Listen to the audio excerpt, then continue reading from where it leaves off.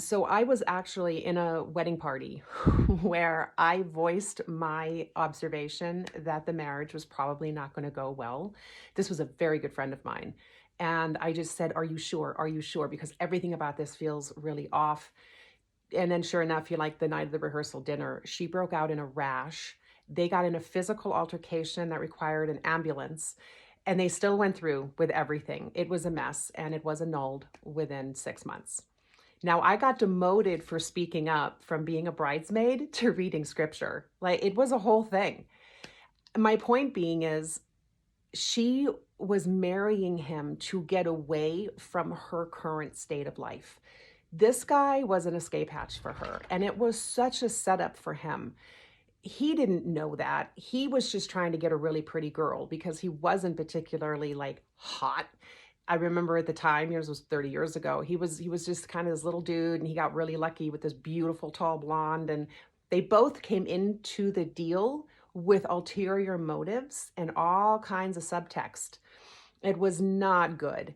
And my point in my last video was, don't be committing to things that in your gut aren't right.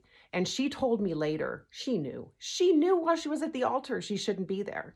And then he kind of confessed later that he knew that as well. But it was a lesson they had to learn, I guess. I don't know. But what I'm kind of coming to is that they ended up at the altar marrying each other when they really shouldn't have. They could have spared themselves a lot of pain and about 50 grand. They were both looking for something that they were missing in their lives, and they thought that they could find it in another person. He wanted to feel more confident. She liked that he was financially secure. She liked the idea of being stable. She was having a lot of pressure from her family to get herself settled. So she was in it for the wrong reasons. He was in it for the wrong reasons, and here we are.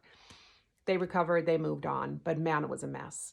My point kind of is, don't be finding other people to try to fill all your own voids. That's your job. It doesn't work to make someone else your fall guy. If I'm not happy, that's your fault.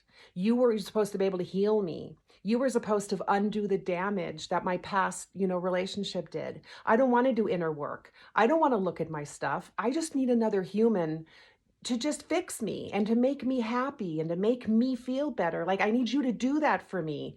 And I guess I'll do something for you. But I really need you to just make me feel good about my life.